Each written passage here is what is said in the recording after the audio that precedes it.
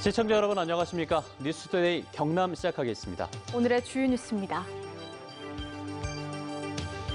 진주 뿌리산업단지가 오는 3월 준공을 앞두고 있지만 분양률은 12%에 그치고 있습니다. 진주시가 활성화 방안을 찾고 있지만 쉽지 않아 보입니다. 바나나 파프리카로 알려진 파프리카 신품종이 고성에서 출하되고 있습니다. 대표적인 컬러푸드로 수출 전망도 밝습니다.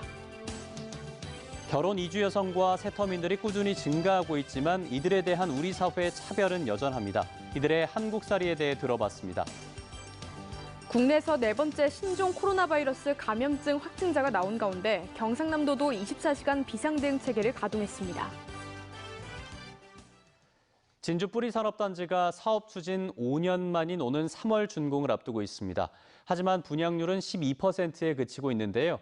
유치업종을 대폭 확대하는 것을 비롯해서 활성화 방안을 찾고 있지만 쉽지 않아 보입니다. 서윤식 기자가 취재했습니다. 진주시 정촌면 뿌리 일반 산단 조성지입니다. 지난 2015년 착공 이후 96만여 제곱미터의 터에 투입된 사업비는 2천억여 원. 도로 포장 등 일부 기반 조성 공사만을 남겨두고 있습니다. 현재 뿌리 산단의 공정률은 90%로 오는 3월 준공을 앞두고 있습니다.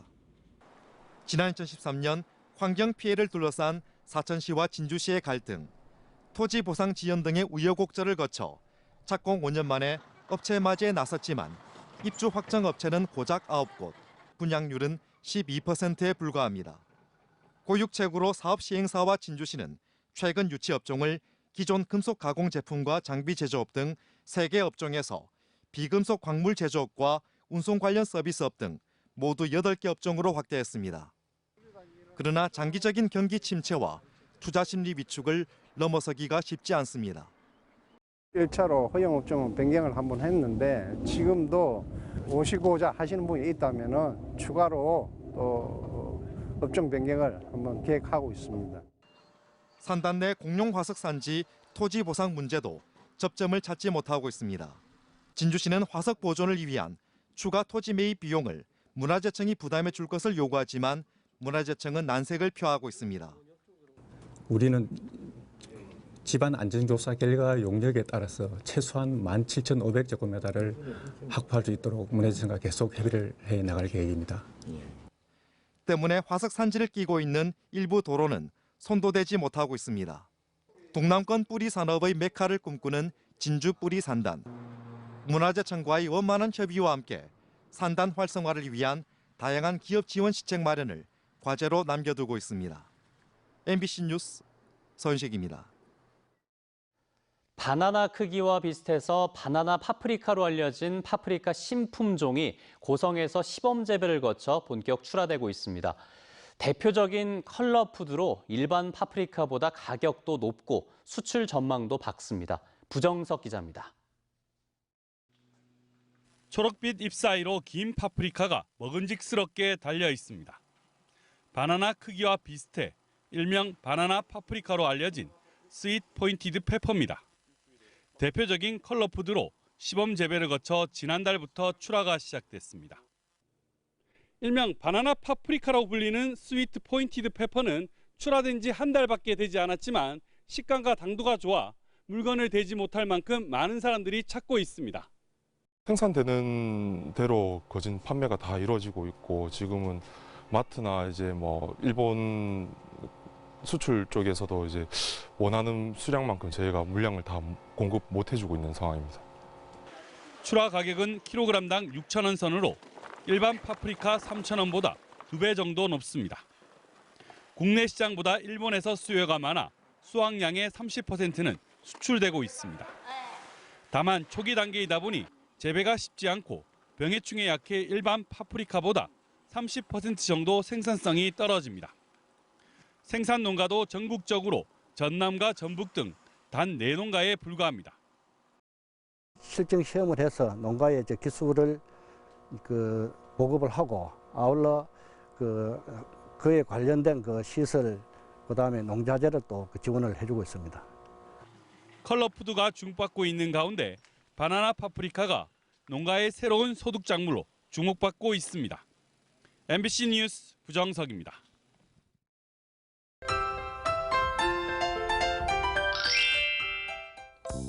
어제부터 내리던 비는 현재 대부분 그쳤습니다.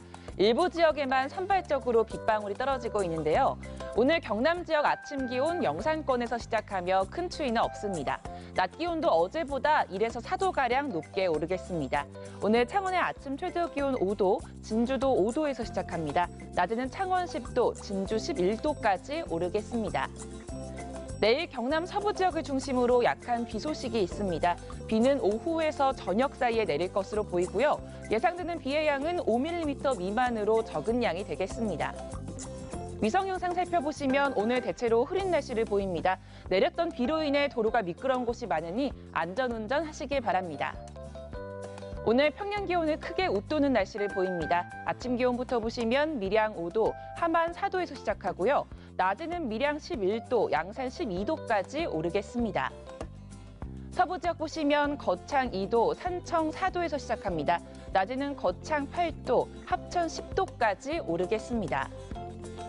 바다의 물결은 최고 8m까지 매우 높고 거세게 일겠습니다. 전 해상에는 풍랑경보가 발효 중입니다.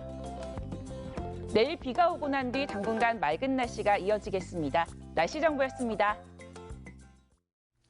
고향을 떠나온 결혼 이주 여성과 새터민이 울산에도 꾸준히 증가하고 있습니다. 그런데 언어와 문화가 다르다는 이유로 이들에 대한 우리 사회의 차별은 여전한데요. 이들을 만나 한국살이 이야기를 나눠봤습니다. 김문희 기자입니다. 울산의 한 다문화 가족 지원센터. 센터를 찾은 결혼 이주 여성과 상담을 돕는 직원 모두 베트남 국적입니다. 상담과 통번역을 통해 이주 여성의 한국 생활 정착을 돕는 직원은 한국에 온 지 16년 된 하이정 씨. 이제는 능숙한 한국어를 구사하지만 한국 생활 적응이 쉽지만은 않았습니다. 한국에 온 지 얼마 안 된 결혼 이주 여성들은 언어 장벽도 문제지만 외국인이란 이유로 일상 속에서 차별당하는 일이 더 힘들다고 말합니다. Có lần em đi chợ nhưng mà cũng hỏi về giá cả, cũng hỏi về mặt hàng thôi nhưng mà không được sự trả lời. 편견 섞인 시선을 받는 사람들은 이들만이 아닙니다. 4년 전 압록강을 건너 탈북한 문영찬 씨. 다른 억양 때문에 사람들이 눈길과 함께 어디서 왔냐는 질문을 받지만 북한에서 왔다고 하면 무례한 질문이 쏟아져 불쾌할 때가 한두 번이 아닙니다. 반역자라든지 무슨 일하기 싫어서 왔다든지 무슨 여러 가지 편견이 많거든. 지난 2018년 기준 울산 지역 다문화 혼인 건수는 506건으로 전년 대비 12.2% 증가했습니다. 울산에 거주하는 탈북민도 10년 사이 5배가 증가한 520여 명. 하지만 여전한 편견은 이들을 외롭게 합니다. 특히 설을 앞두고는 고향에 두고 온 가족 생각에 더욱 쓸쓸합니다. 내가 맞으니까 또 와라 다 모여서 밤새껏 떡도 만들고 같이 지내거든. 술도 붓고 절도 하고 이렇게 그런 걸 자꾸 추억하게 되지. 먼 곳을 떠나온 이들이 한국에서 제대로 정착하기 위해 무엇보다 동등한 시선이 필요해 보입니다. MBC 뉴스 김문희입니다. 투데이 경남 순서입니다. 제33회 대동제 개막식이 오늘 오후 6시 창원 부림문화광장에서 열립니다. 국도비 확보 대상 사업 발굴보고회가 오늘 오후 4시 30분 남해군청 대회의실에서 열립니다. 제286차 안전점검의 날 행사가 오늘 오전 11시에 의령 전통시장 일원에서 열립니다. 군 블로그 기자단 위촉장 수여 및 격려 행사가 오늘 오전 11시 창녕군청 2층 전자회의실에서 열립니다. 함안 군북면 면민 안년기원제가 오늘 오후 3시 군북 3일 체육관에서 열립니다. 신종 코로나 바이러스 감염증인 우한 폐렴의 확산을 막기 위해 경상남도가 24시간 비상 대응 체계를 가동했습니다. 이에 따라 20개 시군보건소와 29개 선별진료 의료기관의 대응 체계를 긴급 점검하고 유증상자는 반드시 선별진료소를 이용할 수 있도록 조치하는 한편 도내 국가지정 병상 운영 현황도 점검했습니다. 현재 도내 확진자는 없으며 의심 증상이 있는 11명의 능동감시 대상자들은 전담 공무원들이 1:1 모니터링을 하고 있습니다. 경남 지역이 경제 환경 변화에 대응하기 위해선 산업구조 고도화가 필요하다는 지적이 나왔습니다. 한국은행 경남본부가 최근 발표한 경남 지역의 산업단지 실태 분석과 고도화 방안 보고서에 따르면 창원 국가산업단지의 혁신 역량은 경남 전체 평균에 비해 떨어져 불균형을 보이는 것으로 나타났습니다. 또 양산과 함안산업단지는 활력도와 쾌적성 부문에서 혁신 역량이 열악해 재생사업을 통해 조속히 해결해야 할 필요가 있는 것으로 조사됐습니다. 다음은 희망 2020 이웃돕기 성금을 보내주신 분들입니다. 합천군 의회 신경자군 의원 6만 원, 합천군 3가면 신기마을 조신재 이장, 일부마을 황상경 이장, 합천군 초계면 생활개선회 차임년 회장과 회원들, 초계면 주부 민방위 기동대 노수님 대장과 대원들 5만 원 보내주셨습니다. 합천군 3가면 수성탕 진인호님, 삼가고등학교 최윤식 교장, 옥동마을 석경자님, 제곡마을의 김춘식 이장, 어은마을의 김한무님 5만 원 보내주셨습니다. 합천군 3가면 제일건재 강순구님, 초계면 한방건강원 김분현님, 초계면 시장번영회장 김완성님, 초계 교촌마을 최영성님, 3가면 여성의용소방대 이유련 대장 5만 원 보내주셨습니다. 합천군 청덕면에서 무기명으로 4만 3천 원, 3가면 토동마을 이봉현님, 초계 중리마을 박부영님, 3가면 내동마을 정숙남님 3만 원 보내주셨습니다. 이어서 신평마을 김순희님도 1만 원 보내주셨습니다. 성금을 해주신 여러분 고맙습니다. 경상남도 교육청은 제1회 교육공무직원 채용시험의 최종 합격자 529명을 발표했습니다. 이번 시험에는 조리사와 조리실무사를 비롯한 11개 직종 529명 모집에 3,537명이 지원해 평균 6.7대 1의 경쟁률을 보였으며 거제 지역 교무행정원은 1명 모집에 100명이 접수해 최고의 경쟁률을 보였습니다. 합격자 중 여성이 93.8%로 월등히 높았고 이들은 3월 1일부터 경남도 교육청 산하의 학교와 기관에 배치됩니다. 도내 소상공인과 자영업자의 소득을 높이고 골목 상권 활성화를 위해 지역사랑 상품권의 발행 규모가 확대됩니다. 경상남도에 따르면 올해 도내 제로페이 가맹점에서 사용할 수 있는 모바일 상품권인 경남사랑 상품권을 200원어치 발행하고 시군에선 지난해보다 상품권량을 608억 원어치 늘리는 등 모두 1,872억 원 규모의 지역사랑 상품권을 발행합니다. 창원시가 100억 원을 출자해 올해 6월쯤 복지재단을 설립한다고 밝혔습니다. 공무원을 포함해 직원 19명으로 출범하는 복지재단은 현장에서 필요한 복지 정책을 연구, 개발하고 사회복지 종사자 교육과 복지시설 컨설팅하는 역할을 맡습니다. 진주시가 올해 시민의 건강 보호를 위해 다양한 미세먼지 저감 사업을 진행합니다. 진주시는 교통 분야에 48억 원을 투입해 배출가스 5등급 경유 차량의 조기 폐차와 매연 저감 장치 부착 사업을 추진하고 전기 자동차와 천연가스 버스 등 친환경 운송 수단의 보급을 지원합니다. 이 밖에도 사업장 대기 환경 저감 대책을 추진하고 시민의 건강권 관리를 위해 미세먼지 마스크 보급과 오존 신호등 설치에 나섭니다. 남해군의 100여 개의 동계 전지훈련팀이 찾아 지역 경제에 상당한 도움을 주고 있습니다. 남해군에 따르면 지난해 11월 프로축구 부산 아이파크를 시작으로 축구 22개 팀, 야구 10개 팀, 배구 3개 팀, 배드민턴 8개 팀이 동계 전지훈련을 진행 중이거나 예정하고 있습니다. 다음 달에는 야구 스토브리그도 열리는 등 지난해 11월부터 다음 달까지 100여 개 팀, 5만여 명이 남해를 찾을 것으로 전망돼 관광 비수기인 겨울철에 지역 숙박업소와 음식업소 등에 상당한 활력을 불어넣고 있습니다. 올해 통영 등 도내 3개 연안 해역에서 수산자원을 조성하기 위한 인공 어초 사업이 진행됩니다.